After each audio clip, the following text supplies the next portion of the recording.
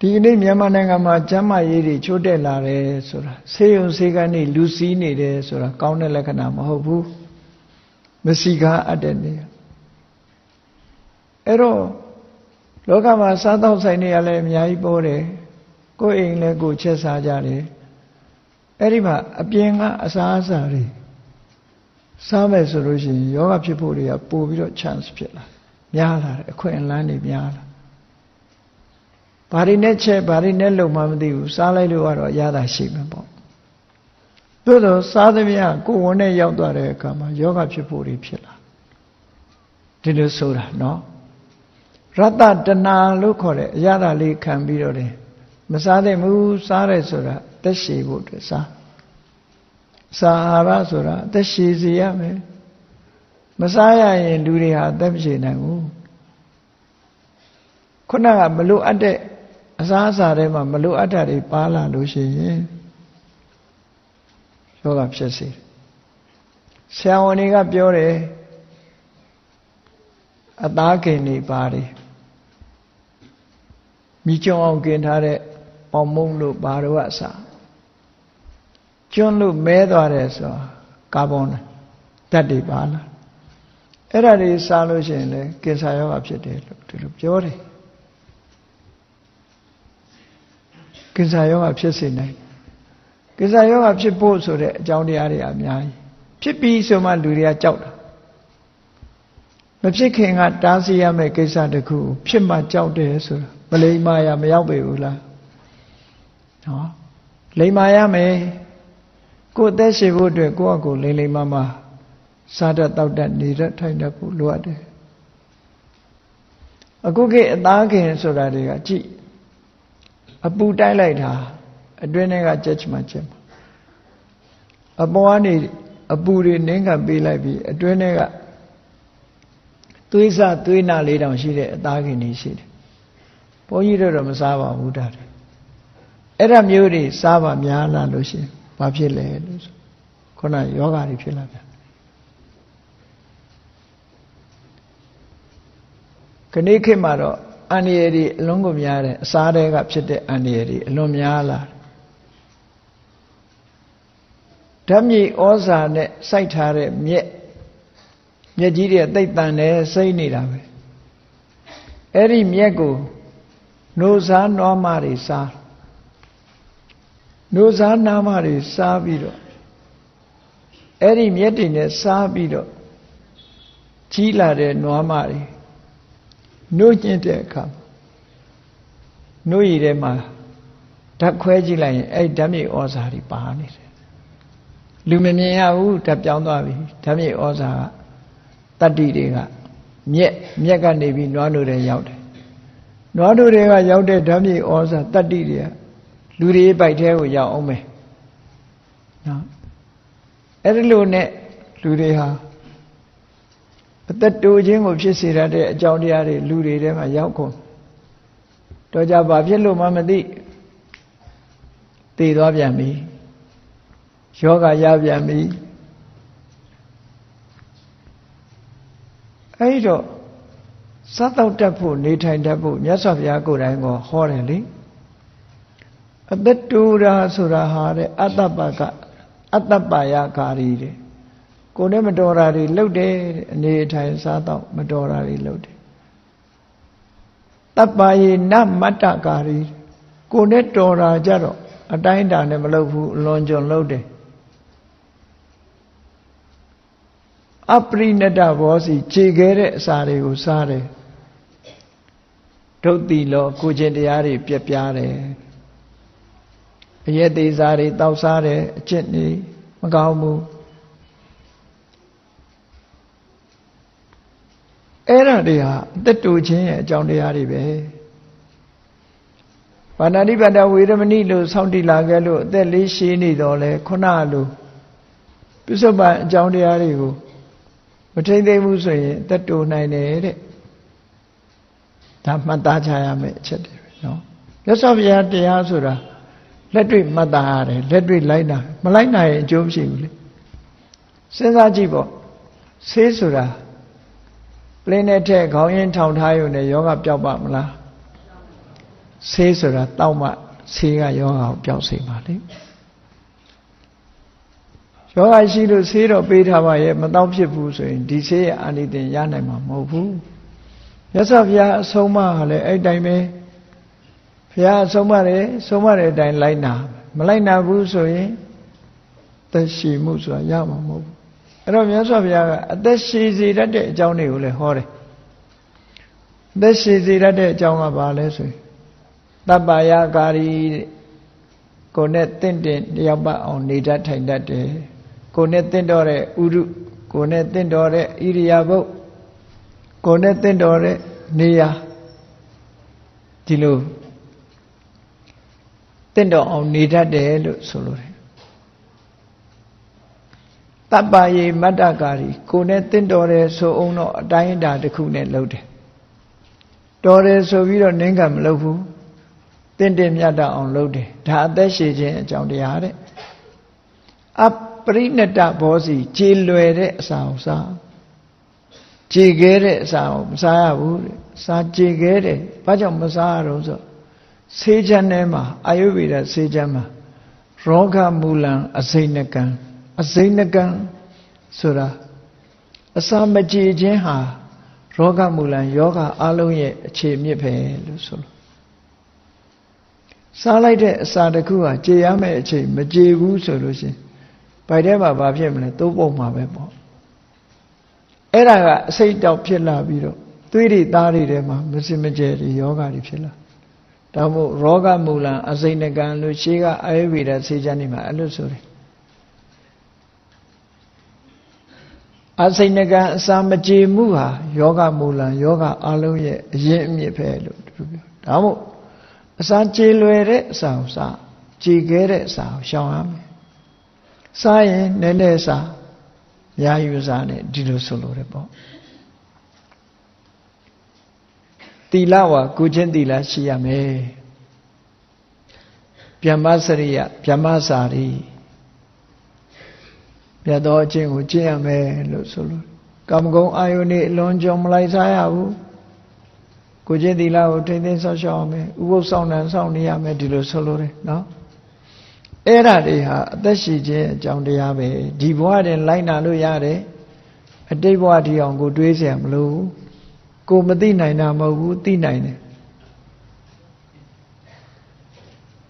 ဒါကမြတ်စွာဘုရားဟောတယ်နောက်တစ်ခုအသက်ရှိခြင်းအကြောင်းတစ်ခုကဘာလဲလို့ဆိုကုသိုလ်ကောင်းမှုသက်ရှိဖို့အတွက်မာနကိုချ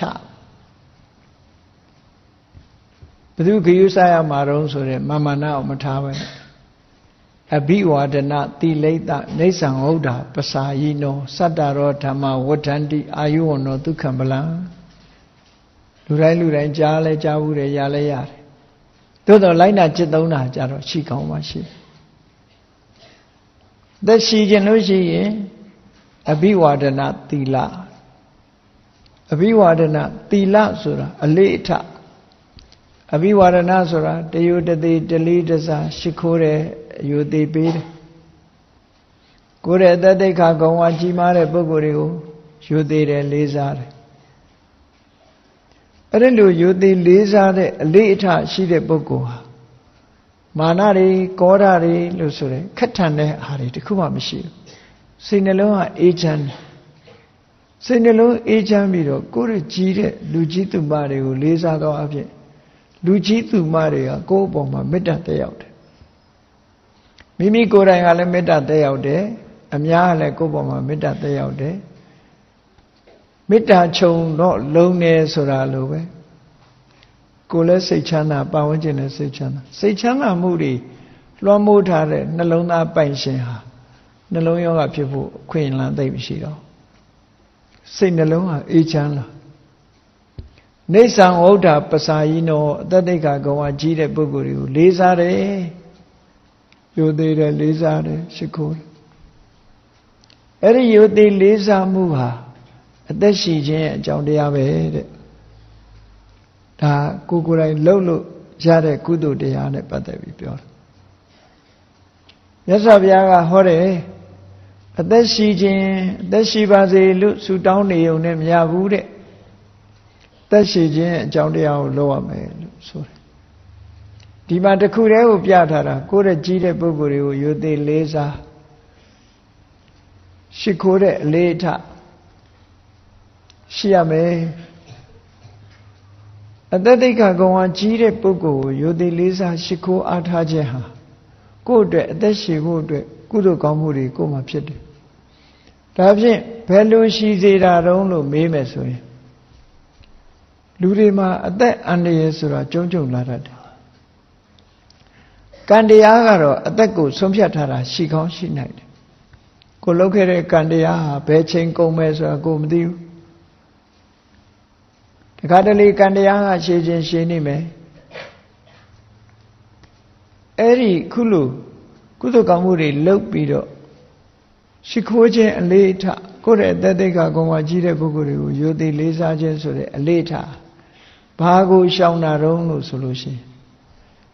မရှိသေးတဲ့အသက်ကိုရှိလာအောင်မရှိသေးတဲ့အသက်ကိုရှည်လာအောင်သူကဆွဲဆန့်ပေးတာလားလို့ဆိုအဲ့လိုတော့မဟုတ်ဘူး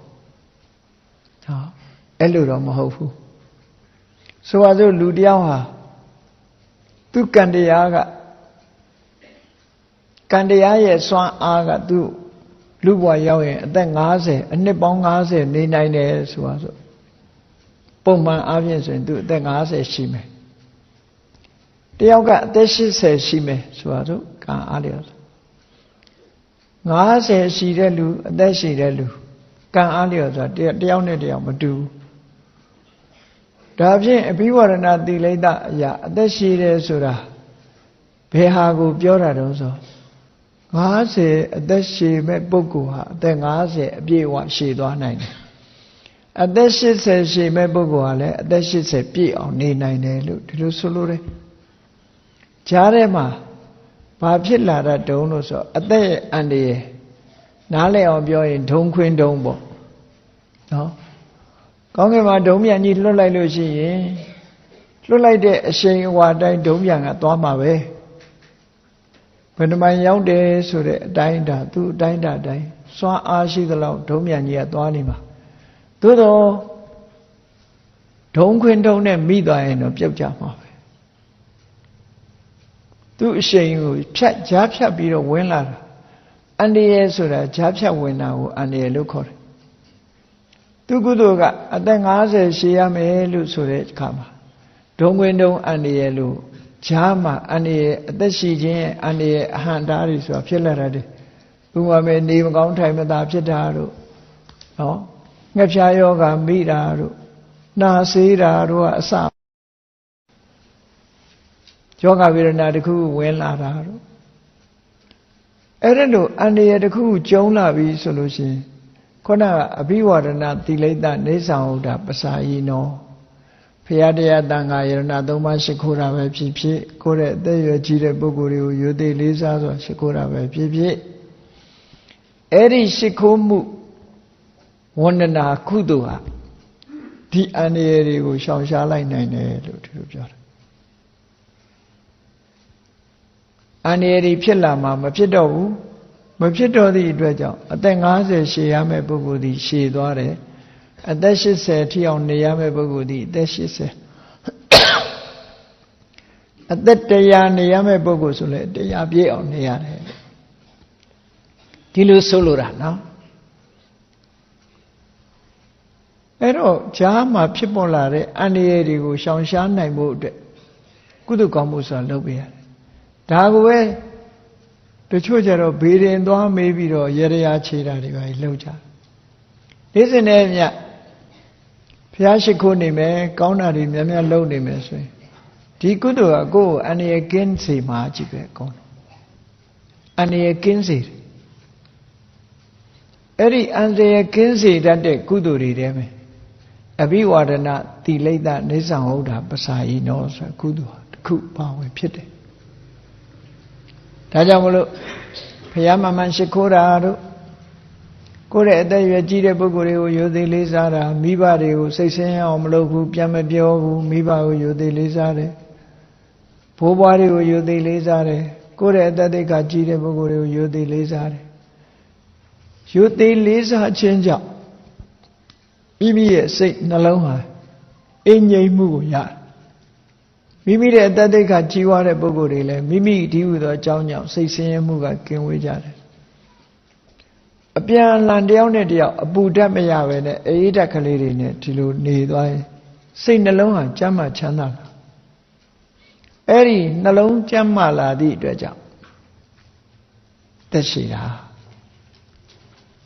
အကြောင်းအကျိုးကဒီလိုဆက်တာနော်အဲ့လိုဆိုလို့တယ်အဲ့တော့အသက်ရှိခြင်းလို့ရှိရင်သက်ရှိခြင်းအကြောင်းဖြစ်တဲ့ကုသိုလ်ကောင်းမှုတွေကိုလုပ်ရမယ်လို့ဒီလိုဆိုတာခုပြောခဲ့တာတွေပြန်ပြီးတော့ချုပ်ကြည့်မယ်ဆိုရင်သီလဆောင်ထိန်ရမယ်ကုသိုလ်ကောင်းမှုတွေလုပ်ရမယ်ကမ္မဋ္ဌာန်းဘာဝနာပွားများပြီးစိတ်နှလုံးအေးချမ်းအောင်နေရမယ်အစားအသောက်နဲ့ပတ်သက်ပြီးတော့ဆင်ញင်ရမယ်မတည့်တာတွေမစားရဘူးတဲ့တာတောင်မြတ်မြတ်တာတာစားရမယ်